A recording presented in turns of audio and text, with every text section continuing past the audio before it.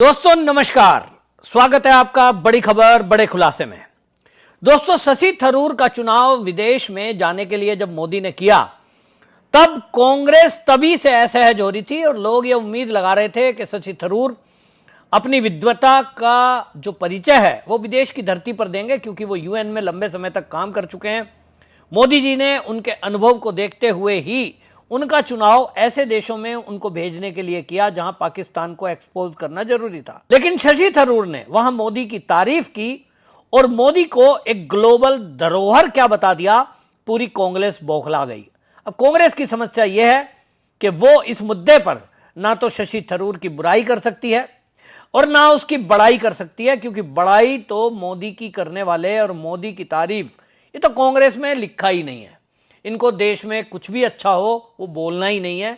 इनको लगता है कि बस राहुल गांधी और गांधी परिवार के आगे और पीछे और बाकी कोई दुनिया में अच्छा नहीं है।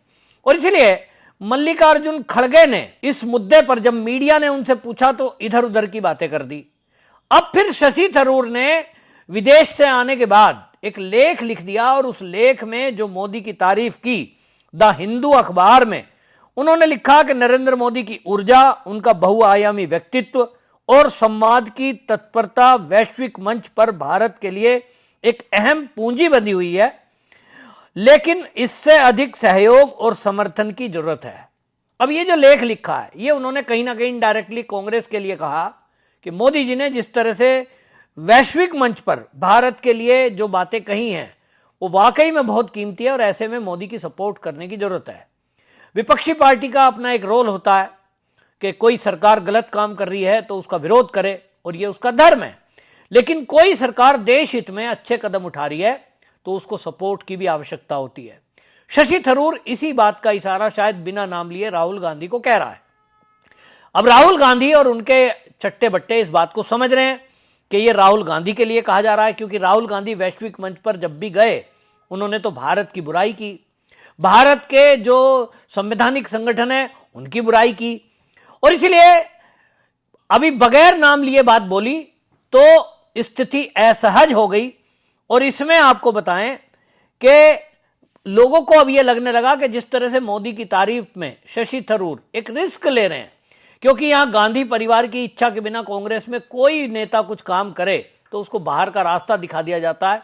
यह बात अलग है कि शशि थरूर के मामले में अभी तक फैसला कुछ कांग्रेस ने नहीं किया, लेकिन लोगों को अब उम्मीद लग रही है कि शशि थरूर को या तो कांग्रेस से जल्द निकाल दिया जाएगा या तो वो कांग्रेस छोड़ेंगे, क्योंकि उनकी जो विद्वता है वो मोदी ने पहचानी है लेकिन कांग्रेस ने नहीं पहचानी। अगर पहचानते तो जब अध्यक्ष पद के लिए चुनाव हुआ था तो शशि थरूर को अगर कांग्रेस का अध्यक्ष बना दिया जाता शायद पार्टी की दिशा दशा कुछ और होती।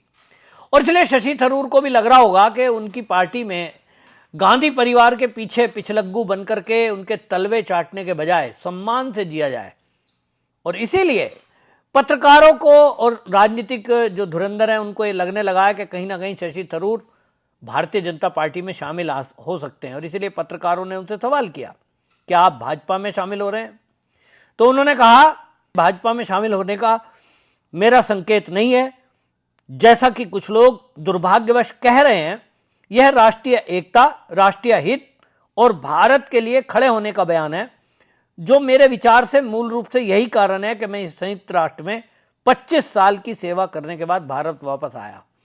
शशि थरूर कहना चाह रहे हैं पत्रकारों को कि बीजेपी में शामिल होने का सवाल नहीं है। मोदी ने जो मेरा चयन किया है वो इसलिए कि 25 साल मैंने जो बात की है, मैं जो संयुक्त राष्ट्र में रहा हूं उसके कारण से मेरा चुनाव हुआ है।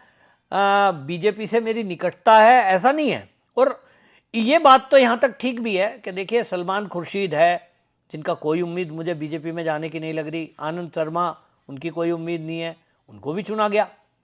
यूं तो टीएमसी के सांसद भी गए, यूं तो आरजेडी के सांसदों का भी चुना हुआ, वामपंथियों को छोड़कर बाकी लोग तो सब भेजे ही गए। और इसीलिए सारे बीजेपी की निकटता या बीजेपी से वो कहीं पार्टी ज्वाइन कर सकते हैं ऐसी उम्मीद नहीं है। लेकिन शशि थरूर के बारे में क्यों कहा जा रहा है? शशि थरूर के बारे में इसलिए कहा जा रहा है कि शशि थरूर लगातार खुलकर बिना नाम लिए, बिना टारगेट किए किसी को, गांधी परिवार को टारगेट कर। आप सोच सकते हैं कि पार्टी में अध्यक्ष पद का चुनाव हो रहा हो और कोई नेता खुलकर के खड़ा हो जाए कि भाई मुझे अध्यक्ष बनाओ। गांधी परिवार की इच्छा के विरुद्ध कांग्रेस में कोई बोल जाए, ये तो अपराध माना जाता है कांग्रेस में।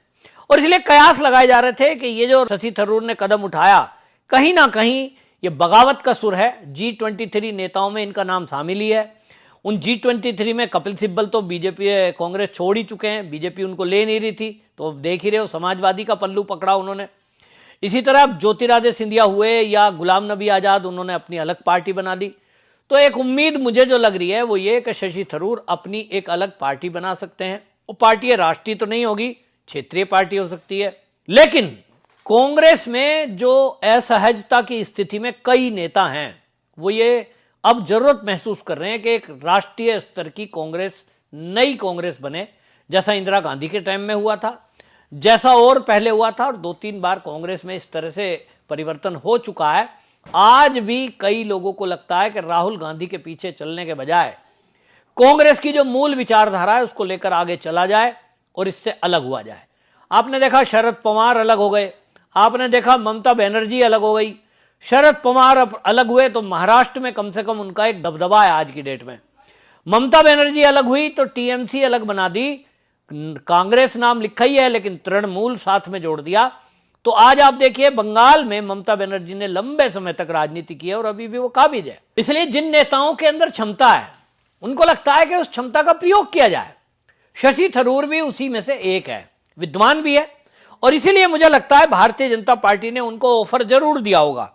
मोदी जी से लंबी वार्ता, मोदी जी से मुलाकात जो अब पिछले दिनों हुई है, एक के बाद एक, उसको लेकर के अब भारतीय जनता पार्टी के एजाज पूनावाला हैं प्रवक्ता, राष्ट्रीय प्रवक्ता हैं, उनसे भी पत्रकारों ने पूछा कि शशि थरूर पर क्या कहेंगे। उन्होंने कहा आज सिर्फ कांग्रेस नेता शशि थरूर ही नहीं बल्कि सोनिया गांधी, राहुल गांधी और कांग्रेस पार्टी के झूठ को कड़ी फटकार है।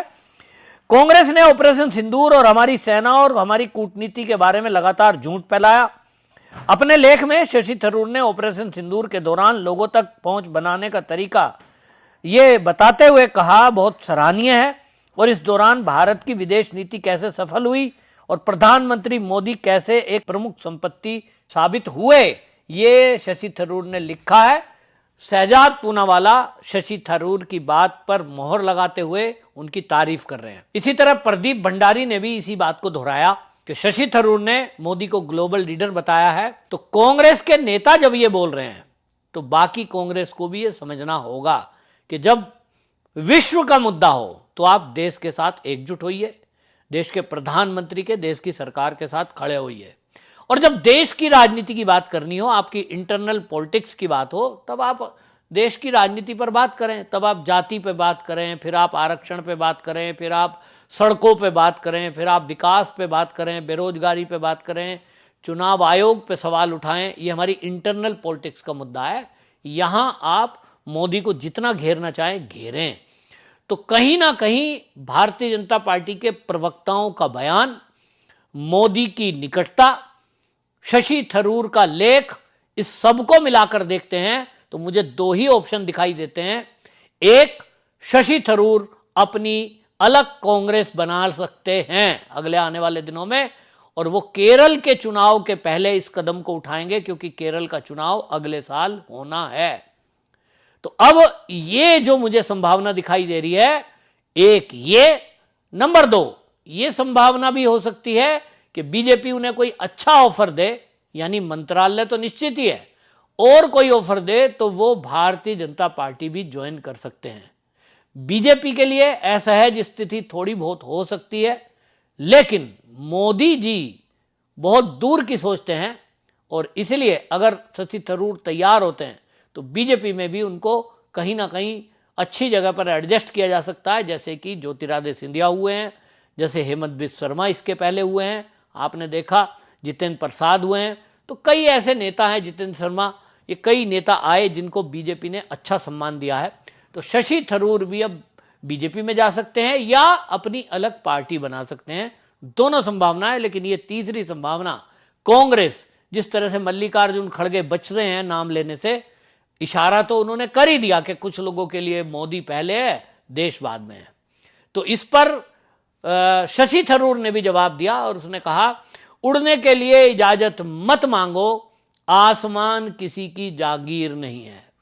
ये शशि थरूर का एक्स पर पोस्ट वायरल हुआ। इसके बाद माना जा रहा है कि मल्लिकार्जुन खड़गे को शशि थरूर ने करारा जवाब दिया है। आपकी क्या राय है? आपको क्या लगता है, शशि थरूर बीजेपी में जाएंगे या अपनी पार्टी बनाएंगे? कमेंट में जरूर लिखिए, वीडियो शेयर करिए। वंदे मातरम।